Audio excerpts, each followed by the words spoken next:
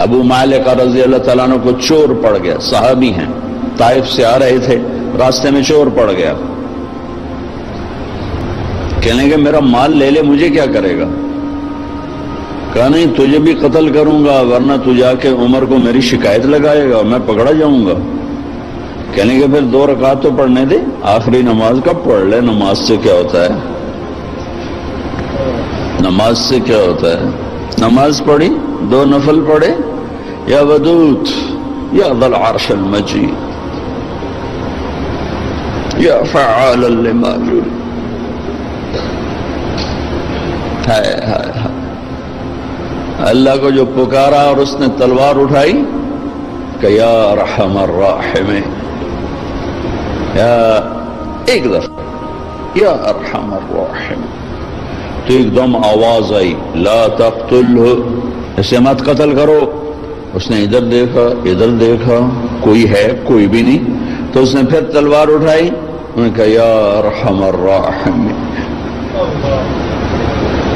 پھر ایک آواز آئی لا تقتل، مت مارو۔ پھر اس نے ادھر دیکھا ادھر دیکھا، کوئی نظر نہیں آیا۔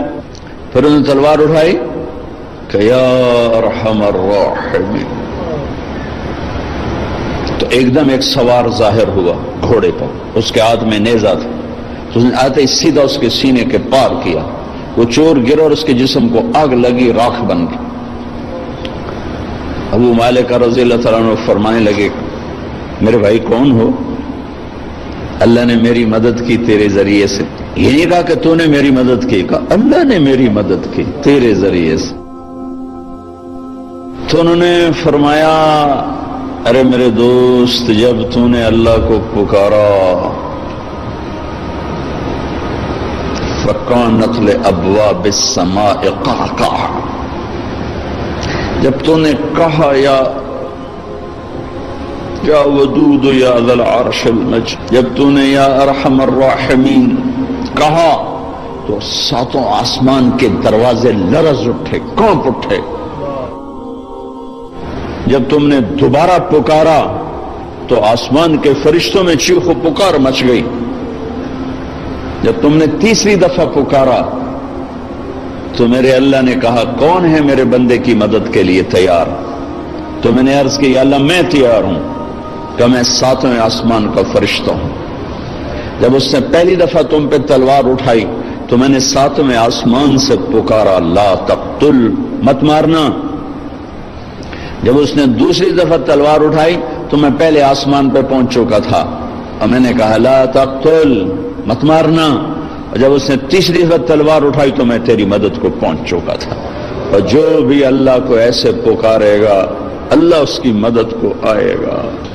ایک آدمی نے دروازے کھلوا لیے، 50 لاکھ آدمی اکٹھے، دروازے کیوں نہیں کھل رہے؟ او بھائیو، ایک ہو پکارنے والا، عرش ہل جاتا ہے۔ یہاں 1 کروڑ پکار رہے ہیں،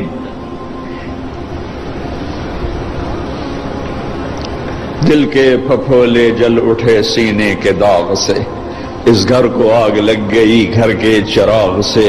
حکومتوں کو گلہ نہ دو، سیاستدانوں کو گلہ نہ دو، فوج پولیس کو گلہ نہ دو، یہ دیکھو ہم اور آپ کیا کر رہے ہیں۔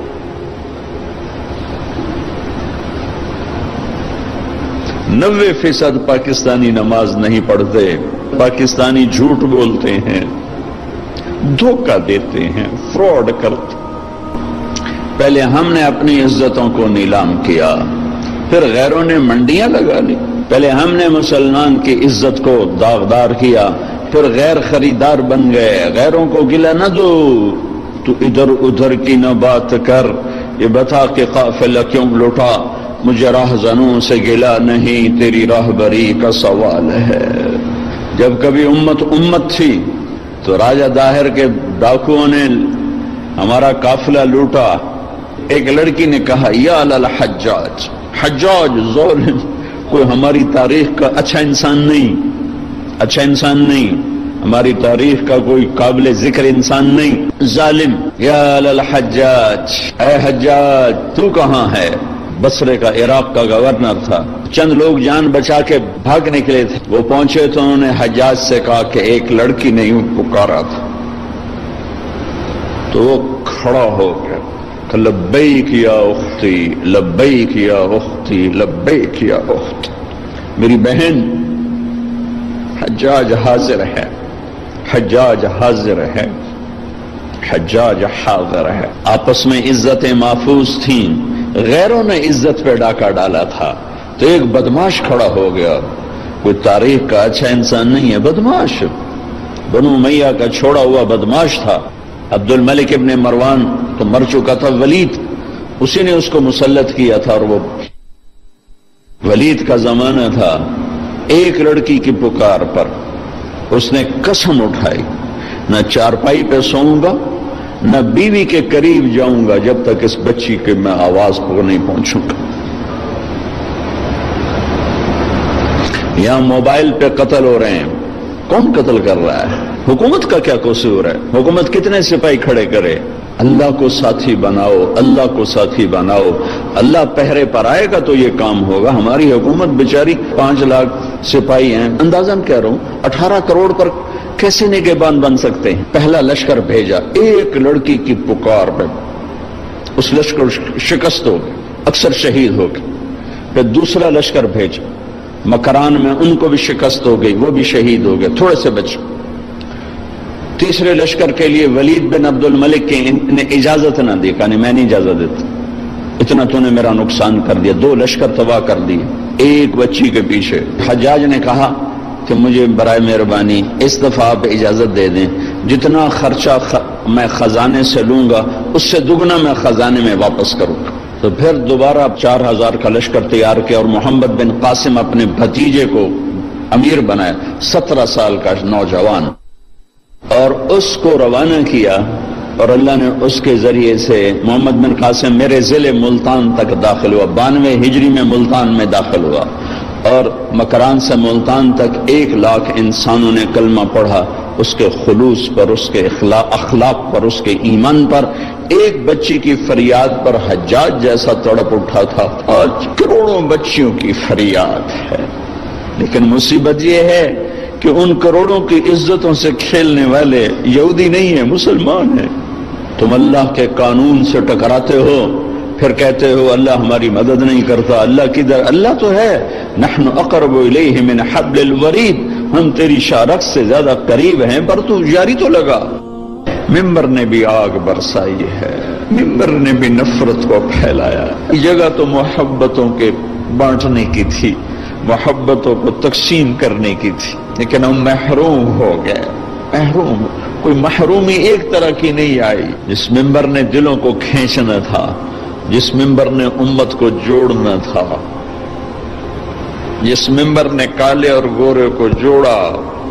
میرے نبی کے آخری جملہ ہے خطبہ عرفات کا، لا ترجعوا بعدی کفارا یضرب بعضکم رقاب بعض. میرے بعد کافر نہ ہو جانا، ایک دوسرے کی گردن کاٹتے پھرنا. اور سننا ولا تسودوا وجہی یوم القیامہ، قیامت کے دن مجھے شرمندہ نہ کرنا اللہ کے ساتھ. کلاس کے بچے فیل ہو جائیں تو استاد شرمندہ ہو رہا ہوتا ہے، چاہے استاد نے پوری محنت کی ہو، شرمندہ ہو رہا ہوتا ہے کہ میری کلاس فیل ہو گئی.